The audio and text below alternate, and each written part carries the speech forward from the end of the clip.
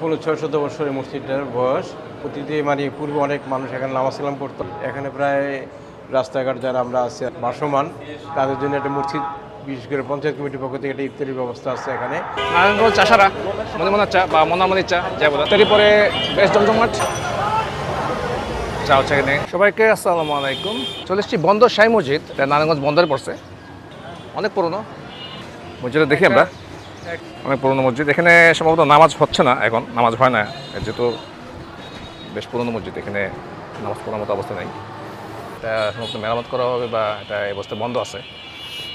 মসজিদটাকে বাড়ানো হয়েছে পরে, এই মসজিদটা দেখছি আমরা, দেখা যাচ্ছে অনেক পুরনো, প্রায় 600 বছর পুরনো বললো। এদিকে ইফতার আয়োজন চলছে এখানে। ভিতরে দেখুন কি অবস্থা, এটা অনেক পুরনো মসজিদ। ভিতরে এটা নারায়ণগঞ্জের সবচেয়ে পুরনো মসজিদ বলবো আর কি।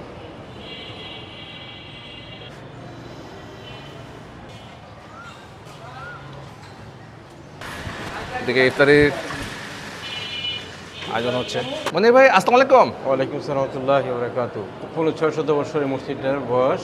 প্রতিদিন মানে পূর্বে অনেক মানুষ এখানে নামাজ কালাম পড়তো। এখানে প্রায় রাস্তাঘাট যারা আমরা আছি ভাসমান, তাদের জন্য একটা মসজিদ, বিশেষ করে পঞ্চায়েত কমিটির পক্ষ থেকে একটা ইফতারির ব্যবস্থা আছে এখানে। এখানে আলুর চপ, পেঁয়াজি, হ্যাঁ, খেজুর এবং শসা এবং তরমুজ, এগুলি সবই হয়। কাঁচা মরিচ আছে, মুড়ি আছে, তেল, সরষের তেল, হ্যাঁ, এই যে খেজুর আছে, খেজুর আছে।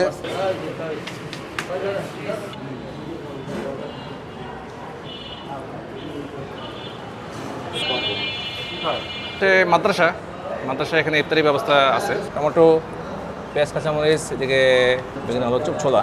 60-এর উপরে ছাত্র আছে। ইফতার আজান দিতেছে, সবাই ইফতারি শুরু করছে। ইফতারি সবাই খাচ্ছে এখানে, বাচ্চারা, অনেক মানুষ আসছে ইফতারি করতে।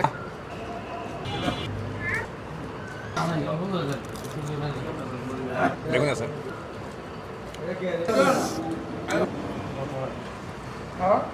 নারায়ণগঞ্জ চাষারা মনে চা বা মনামনির চা যাই বলে তারই পরে বেশ জমজমাট চা হচ্ছে এখানে।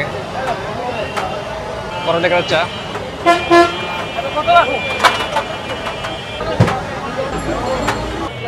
সন্ধ্যা পরে অনেক ভিড় থাকে, মানে ইফতারি পর আর কি। বড় টাকার চা,